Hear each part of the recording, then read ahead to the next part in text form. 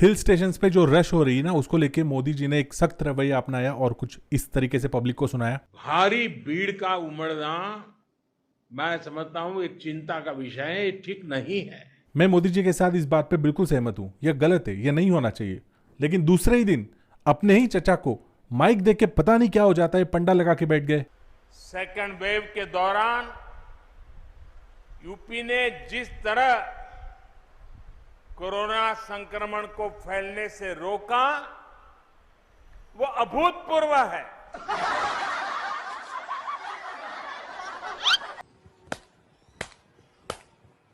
एक तरफ अपने देश के पॉलिटिशियंस जो पब्लिक से उम्मीद रखते हैं कि प्रोटोकॉल्स फॉलो करे, और खुद क्या कर रहे हैं, और इन्हीं के पंडालों में पब्लिक भी देखो एकदम अलग लेवल के मजे ले रही है। जो भी विकास हो रहा है दारू में ही हो रहा है। थर्ड वेव भूल रहे लोग, इसलिए याद दिला रहा हूं, थर्ड वेव बहुत जल्द आ सकती है, कई सारे एक्सपर्ट्स ने बताया है। आज इस वीडियो में बहुत इंपॉर्टेंट मुद्दों पे अपन डिस्कशन करने जा रहे हैं। थर्ड वेव एंड तक जरूर देखिए। चैनल को सब्सक्राइब नहीं किया, सब्सक्राइब कर दीजिए।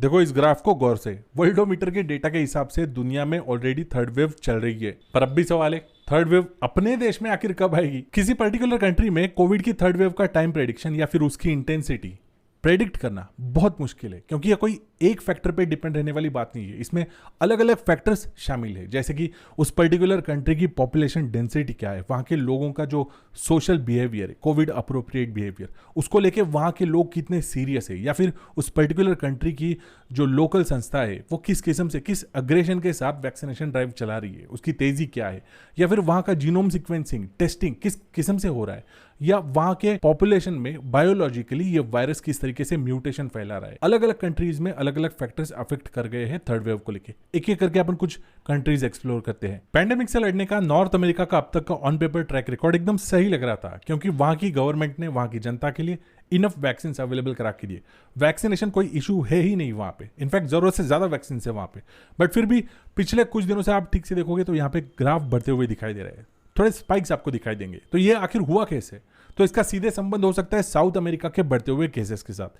ये देखो ब्राजील का ग्राफ यूनिफॉर्मली बढ़ते ही जा रहा है, यहाँ पे वेव वाला कोई सिस्टम है ही नहीं। और इनके ही नेबरिंग कंट्रीज है कोलंबिया और अर्जेंटीना, वहां पे भी थर्ड वेव दिखाई दे रही है साफ साफ, एकदम से केसेस बढ़ रहे हैं। ये कैसे हुआ? तो एक रिसर्च के अनुसार वहां पे कोरोना वायरस का एक म्यूटेशन हुआ है लैम्बडा नाम से, तो शायद उसके वजह से ये केसेस सर्ज हो रहा है। और ह्यूमन टेंडेंसी तो आपको पता है एक जगह पे रुकती नहीं है, कंटिन्यूसली माइग्रेट करते रहती है एक जगह से दूसरी जगह। तो यही केसेस शायद साउथ अमेरिका से माइग्रेट होकर नॉर्थ अमेरिका चले गए रहेंगे। अब ये बात देखने वाली रहेगी कि आने वाले दिनों में नॉर्थ अमेरिका का क्या सीन होगा। अब यूनाइटेड किंगडम का ग्राफ देखते हैं, बड़ा इंटरेस्टिंग सा ग्राफ है। देखो यहाँ पे थर्ड वेव का सर्ज बहुत जबरदस्त तरीके से थर्ड वेव आई है, बट वहां पे सीरियस हॉस्पिटलाइजेशन और डेथ ना के बराबर है। इतने जबरदस्त ट्रैक रिकॉर्ड के लिए सारा क्रेडिट जाता है वहां के अग्रेसिव वैक्सीनेशन स्ट्रैटेजी को, और वहां की जनता ने कोविड अप्रोप्रिएट बिहेवियर को लेकर जो कोऑपरेशन दिखाया वहां की सरकार को, इन्हीं दो फैक्टर्स को सारा क्रेडिट जा रहा है। दूसरी तरफ रशिया में बड़ा ही बकवास ग्राफ दिखाई दे रहा है। थर्ड वेव बहुत जबरदस्त आई है और डेथ्स सेकेंड वेव से कई ज्यादा गुना दिख रही है। हालांकि रशिया ऐसा देश है जिसने स्पुतनिक वी सबसे पहली वैक्सीन दुनिया को इंट्रोड्यूस कराई, और उसी देश में आज ये हालत है। आपको क्या लगता है? आपके विचार कमेंट बॉक्स में मेंशन करके मुझे बताइए, क्योंकि यही स्पुतनिक वी का वैक्सीनेशन इंडिया में भी चल रहा है। मिडिल ईस्ट में एक छोटी सी लेकिन बहुत ही डेवलप कंट्री है इजराइल। उन्होंने पैंडेमिक के साथ किस तरीके से फाइट किया, पूरी दुनिया के लिए वो सिस्टम उनका पूरा आइडियल माना जाता है। पहला ऐसा कंट्री जहां पे मास्क पूरी तरीके से हटा दिए, कोई कोविड रेस्ट्रिक्शंस नहीं, बट फिर भी पिछले कुछ दिनों से वहां पे कोविड के सर्जेस दिखाई दे रहे हैं। ये क्यों हुआ? वहां की हेल्थ मिनिस्ट्री की तरफ से स्टेटमेंट आया है कि ये जो प्राइमरी वैक्सीन हम लोगों ने यूज की ना फाइजर की, उसकी लो एफिकेसी इसके पीछे का रीजन हो सकती है। यहाँ पे डेल्टा वेरिएंट अब बहुत बुरी तरीके से फैल रहा है, जिसके ऊपर ये फाइजर की वैक्सीन सिर्फ 65% ही एफिशिएंट दिखाई दे रही। इंडिया के डेटा के बारे में तो अब क्या ही कहने, मतलब जीनोम सीक्वेंसिंग को लेके अब जाके हम सीरियस हो चुके हैं। सेकंड वेव के बाद जीनोम सीक्वेंसिंग बड़ा है, और रही बात पब्लिक को लेके, तो जो भी विकास हो रहा है दारू में ही हो रहा है।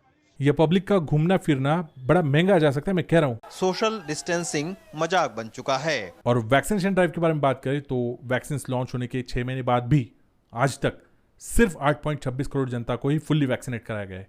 अपने देश की पॉपुलेशन है 135 करोड़। तो अब अंदाजा लगाओ कि फुल्ली वैक्सीनेट होने में हमें कितना टाइम लगेगा। देश संकट में है। देखो इसमें इतना भी डरने वाली बात नहीं है। वैक्सीन ये आज भी अपने पास एक ऑप्शन अवेलेबल है जो कि एफिशिएंट है। मैं तो कहता हूं कि वैक्सीन से भले ही पैंडेमिक खत्म ना हो, बट फिर भी ये ऐसी चीज है जो हमें सीरियस हॉस्पिटलाइजेशन से बचाएगी। सीरियस, समझ रहे हो आप? सेकेंड वेव में क्या हुआ था?